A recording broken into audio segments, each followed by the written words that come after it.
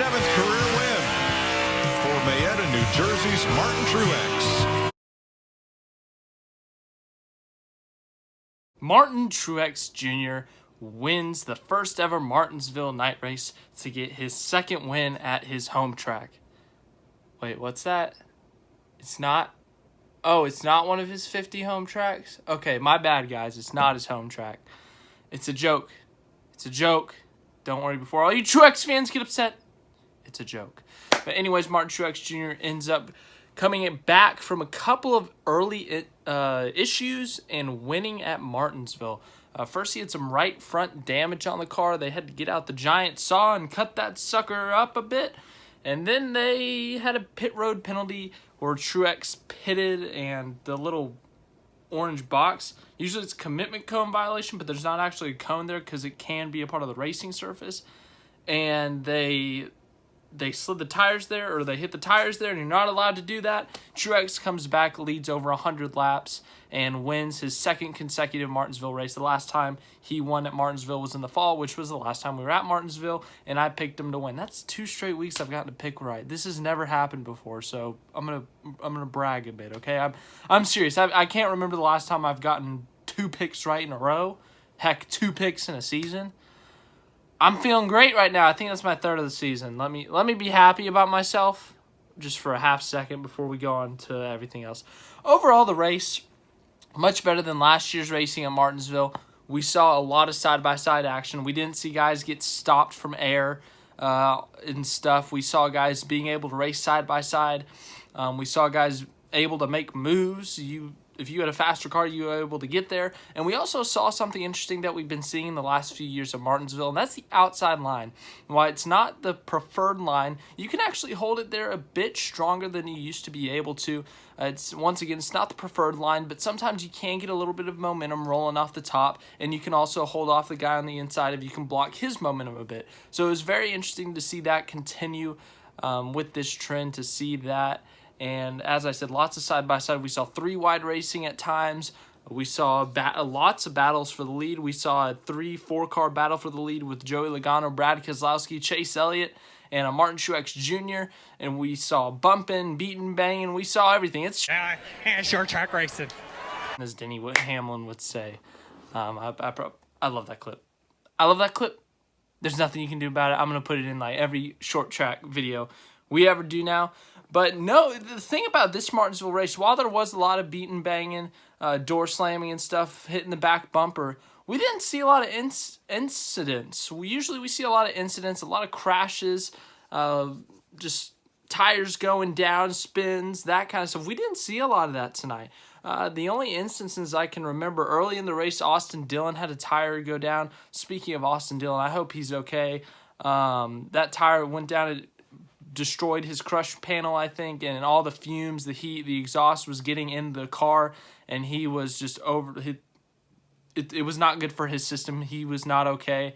He had to leave the race early, get out of the car, and they took him to the infield care center, I think. I don't know what his status is right now. If someone knows that, please let me know. I would love to know what his status is. So Austin Dillon, hopefully he's okay. Hopefully he can race on Sunday. Already questionable enough with his wife potentially going into labor, and Austin Dillon might have to miss the race Sunday. We'll talk about that in the Homestead preview. But yeah, once again, Austin Dillon hoping he's okay, but he had an early issue with a tire down. And then we saw Quinn Huff, I don't know how to pronounce it, guys. I'm sorry. He spun out once late in the race. I think that was our last caution. Long green flag run at the end there. I can't really think of any other instances. The SHR cars were having battery issues. I think Harvick had one early on. Eric Almirola had multiple instances where he had to pit, was several laps down by the end of the race, and that was that. Timmy Hill parked it on pit road. He didn't want to, but his engine or something expired. We'll get to that when we look at the finishing results. Poor Timmy. Darn. Anyways, back to the race itself. There's a lot of other interesting things we saw. We saw tire wear in this race. That's right, tire wear at Martinsville. We saw some strategy calls. Bubba Wallace taking 2 tires at the end of stage 1. Corey LaJoie staying out. Corey LaJoie fell out of the top 10. Bubba Wallace, who was running in the top 10 all day, very impressive run by him, ends up getting 5th in that first stage with the 2-tire call. He was running the back half of the top 10, 7th to 10th in that range, so he picked up just a bit in stage 1 with that strategy call. Stage 2, he got 6th as well. We'll talk about him when we go through the results. As for the leaders, Joey Logano definitely dominated the first half of this race. Ended up leading 234 laps on the day. Led a little bit late at the race, but Martin Truex Jr. Controlled the end of that race, just absolutely kicked everyone's butt, won by over 4 seconds. But Penske had a really good day overall. Brad Keselowski, Kyle Busch, Denny Hamlin, just a few names that went a lap down early. Brad Keselowski, the only one to recover from that. He finished 3rd. The Penske cars went 2, 3, 4, and their affiliate team, Wood Brothers, went 7th with Matt DiBenedetto. So now on to the results. Now that we blabbed on enough, let's go to the results. Martin Truex Jr. gets his first win of 2020, carries that momentum from Atlanta when he got those 2 stage wins, and gets himself 5 playoff points, locks himself in the playoffs, and gets his crew chief James Small his first career victory. So congratulations to that 19 team. It was coming. They were starting to find some speed in those cars. It was bound to happen. They overcame some issues today, and they were able to come back and get themselves a win. So congratulations to them. Ryan Blaney gets 2nd. Weird day for Blaney. Started on pole, didn't lead the first lap, falls back, goes a lap down early, like before the competition caution. He started on pole before the competition caution, bam, he's a lap down. Comes back, rallies, leads 34 laps, gets a 2nd place finish, a really good points day for him after a horrendous start. Same situation for Brad Keselowski. He didn't start on pole, but he ends up falling back, lap down, comes back, finishes 3rd, leads 5 laps. Really good points day. Position he's in, he's got 2 wins already. I'm sure he wants to rack up those playoff points. But good points day can get you some more regular season points, which can get you some playoff points from your finishing result in the regular season points. So I'm sure they're happy with their day. He was also running the PPG car, I believe, which looks just like Blaney's because Blaney had that sponsor last year. Not going to lie, it looks a little bit better on Keselowski's car. I don't know why. They're the same paint scheme, just one doesn't have a 1 on it. I don't know. 4th, Joey Logano. Joey Logano, probably the most consistent guy all day in the top 5 all day long. Led 234 laps, won stage 1, got himself another playoff point. Yeah, he was the most consistent guy all day, I'd say. He was in the top 5 most of the day. I can't remember when he was outside of the top 5. Maybe when the race started. Where did he start? Oh, he started 3rd, so he was there too. But Joey Logano with a 4th place finish. I can't talk sometimes. Chase Elliott with a 5th place finish. He was in the top 10 most of the day, ends up getting a top 5 finish. Good day for Hendrick Motorsports. All 4 cars in the top 10. Chase Elliott did lead 1 lap according to this. 6th, Alex Bowman. Alex Bowman, a good day, was in the top 10, top 15 most of the day, ends up with a 6th place finish. Good points day for him. 7th, Matt DiBenedetto. Attaboy, Matty D. Matty D, we know him as a really good short track driver. Gets himself another top 10, a good points day. He is in the playoffs right now, so he needs some points. He's getting some of those points. William Byron with an 8th place finish. Got a runner-up finish in the fall at Martinsville. Ends up getting an 8th place finish. Good run for him. Him and Jimmy Johnson were having a good battle near the end of the race, and he was able to pull away, obviously, from Jimmy Johnson. 9th, Kurt Busch, another Chevy in the top 10. A good, solid top 10 run for him. 10th, Jimmy Johnson. Jimmy had himself a day. Jimmy got, I think, 3rd in stage 1. Won stage 2. That's right. He didn't wreck himself this time. He won the stage. His 3rd career stage win. He doesn't win a lot of stages, so this is a shocker. He hasn't won a race in 106 races, I think it is now. But he's showing some speed this year, guys. We saw that first Darlington race. He was showing speed before he crashed himself. We saw that top 5 at Las Vegas. We've seen him lead laps. And today, he led a lot of laps. He led 70 laps, got himself a playoff point. A really good points day with a 10th place finish, and also that stage win and a really good finish in stage number 1. So really good points day, really encouraging day if you're a Jimmy Johnson fan. Even though he finished 10th when he had a really good long run car earlier in the race, you got to be happy with that result if you're a Jimmy Johnson fan compared to the last 2 years. 11th, Bubba Wallace. Bubba Wallace, a great call by his crew chief in stage 1 to take 2 tires. And he was able to hold him off. He was a top 10 car. Finished 11th, but he was a top 10 car all day. He was up there contending in the top 10, passing really good cars, passing guys like Jimmy Johnson, like Chase Elliott, like Ryan Blaney at one point when Blaney was back there. So Bubba Wallace had a really good day, had a really good car, deserves this finish, and we've seen this in him this year. We saw at Bristol, he finished in the top 10. So him and short tracks go together really well. Got his first trucks win at Martinsville. So Bubba Wallace and short tracks, they go together. Great run by Bubba Wallace. 12th, Ryan Newman. Good run for him. He was in the top 10, like back half, maybe 8th, 9th, 10th, or just outside the top 10 most of the day. So a really good run for him. Good points day that he's going to need if he wants to get, I think he's in the top 30 in points, but if he wants to point himself away in the playoffs, that's a different story. 13th, Chris Buescher. Good run for Roush Fenway Racing overall. 12th, 13th finish. 14th, Michael McDowell. Michael McDowell. He was in the top 5 at one point today. Dude. He had himself a day. He was in the top 10, top 5 for a good chunk of the time. And he was also the last car on the lead lap. Only 14 cars on the lead lap. 15th, Kevin Harvick. Kevin Harvick, after his win, he was kind of inconsistent today. 16th, Tyler Reddick. A really good run for the rookie, actually.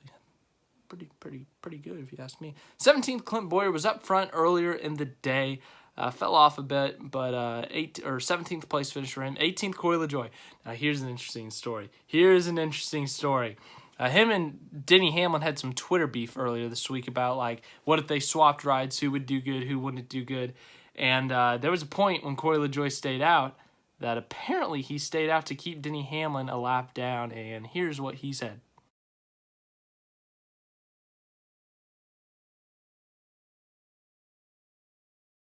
That is right, folks. Wow.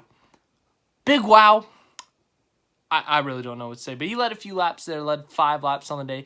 Really good finish for him. He actually had a pretty decent car. They brought the face car back, but they put a mask over it because, Rona. But, yeah, really good race for him.